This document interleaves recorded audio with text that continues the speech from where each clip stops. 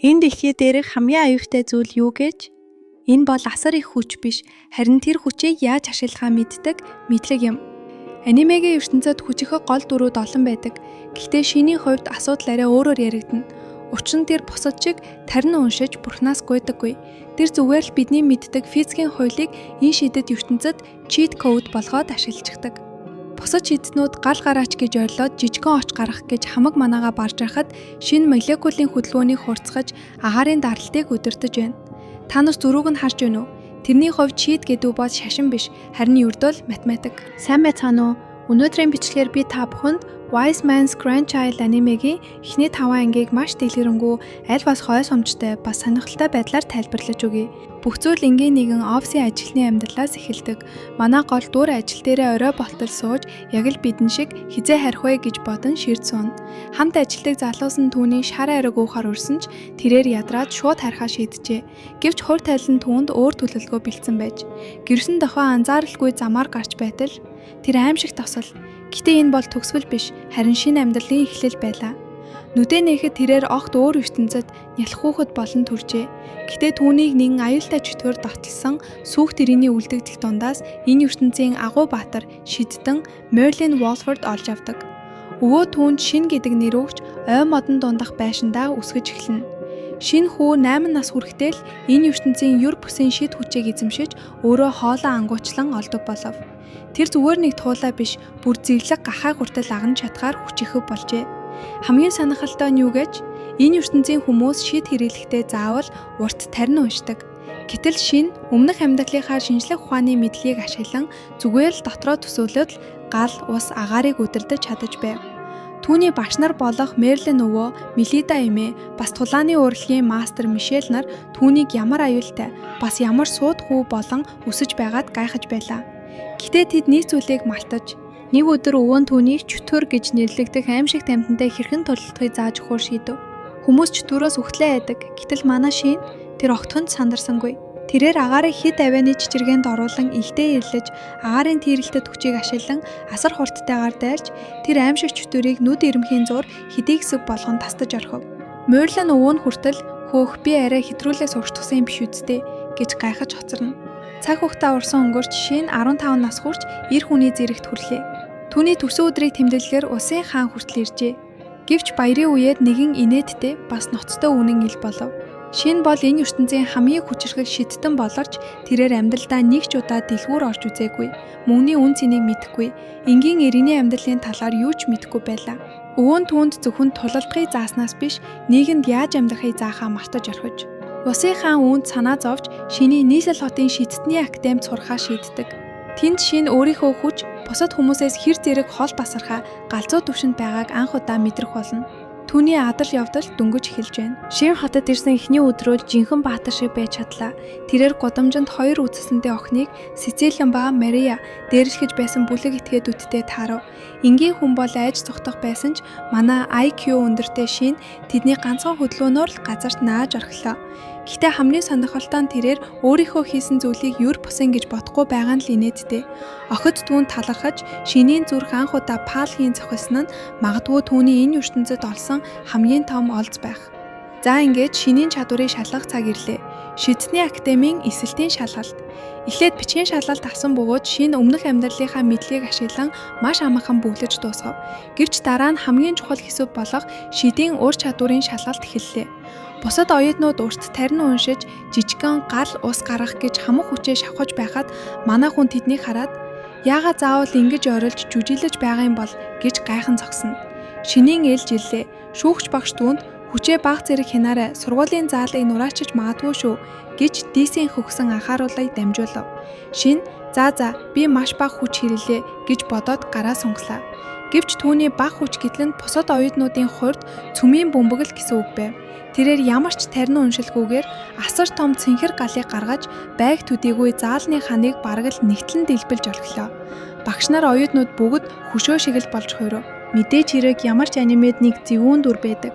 Тэр бол Курт фон Ризбург. Тэрээр Шиний сууд чадвар татаархаж өөрийнхөө язгууртан гарал үүслэр далайлган Шинийг дээрлэхийг оролдоно. Тэр байтугай Сицилийн нэг өөрийн сүд бүсгүй гэж хүчээр зарлаж Шинийг хол байхыг сануулав. Гэвч манай Шин бол Мерлиний ачгүй шүү дээ. Тэрээр Куртэд хандан би энэ охиныг хамгаалах болно гэж шуудан хэлжлээ. Энэ бол шинийн хувьд анхны хайрынхаа төлөө хийж буй том алхам юм. Курт шинийг гэр бүлээрээ дамжуулан занлахилж эхлэх үед гинт нэгэн таньс хоолой сонсогдов. Тэр бол энэ усын ханхуу Август байлаа. Август бол шинийн бага насны найз бөгөөд түүнийг ямар аюултай хүчтэйг хамгийн сайн мэднэ. Ханхуу шинийн тал зогсож Куртын эрх баригч занг ганцхан өгүүлбэрээр л дарж орхив. Одоо шинийн академи дахь амьдрал аль биесээр эхэлж байна. Гэхдээ түүний хүчнээс болж академийн дүрмүүд бүгд өөрчлөгдөх шаардлагатай болох бололтой. Шинэ академид ирсэн даруйдаа өөрийнхөө нууц баазыг найзуудтай танилцуулахаар шийдлээ. Тэрээр өөрийн бүтээсэн орон зай хаалга гейтийг ашиглан найзуудаа даваалан өвөөтэйг амьдардаг байсан ойн гүндэх байшиндаа хормын татвар хүрч өгч. Найзууд нь болох Август, Сицилиан, Марианаар шинийн энэ чадварыг хараад уулга алдаж байлаа. Гэвч энэ баярт мөч удаан үргэлж ясангүй хотод нэгэн аимшиг зүйл болох гэж байв. Нөгөө талд шин татаархсан Куртын уур хилэн дээд зэгтээ тулжээ. Тэрээр шинийг үзээ ядаж Сицилиныг алдсандаа галзуурах шахна. Яг энэ үед түүний багш гэгдэх нууцлагээр Штром гарч ирнэ. Гэвч Штром бол зүгээр нэг багш биш, харин хүнийг чөтгөр болгон хуйруулдаг аюултай нэгэн байлаа. Тэр Куртын сул талыг ашиглан түүний биед харанхуй шидийг тарьж түүний хүн дүрхээ алдсан зөвхөн үзээ ядалтаар тижээгддэг мангас болгож орхив. Хүн дүрхээ алдсан Курт сургуулийн хашаанд гид гарч ирж эргэн тойрноо галнан шатаж эхэллээ. Түүний биеэс ялгарах хар энерги маш хүчтэй байсан тул багшийн бамбайг ашиглан дэлбэртий зогсоож чадлаа. Гэхдээ энэ цохол шинийн гарыг түлж хүн шахтуусан юм. Гэвч шин ухарсангүй. Тэрээр найзуудтай хандан та нар эндээс хоолд би үүнийг зогсоох ёстой гэж шийдэмлээ хэллээ. Курт хяналтаа бүрэн алдаж өөрийгөө ч мэдхээ болив.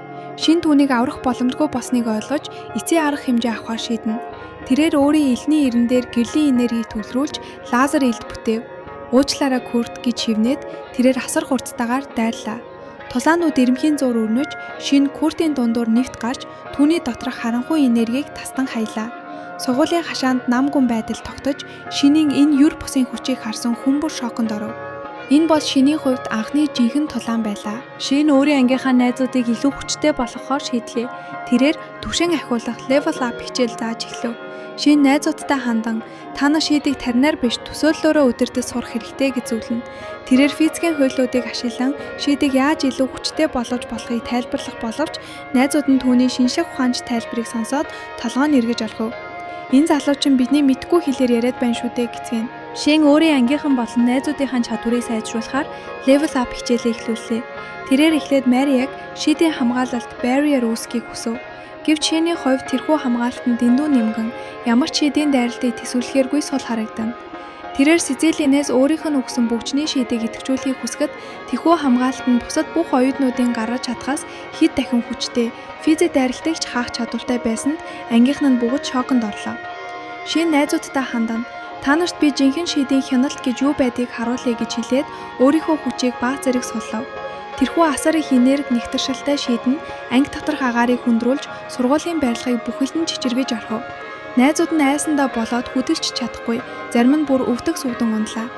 Хэрв та нар шидийн хяналтаа сайжруулахгүй бол хизээж хол явахгүй гэж хэлэх шинийн инээмсэглэл тэдэнд яг л чөтгөрийг шиг аимшигтай харагдаж байв. Болон түүний найз Тони нар дахны газар ирлээ.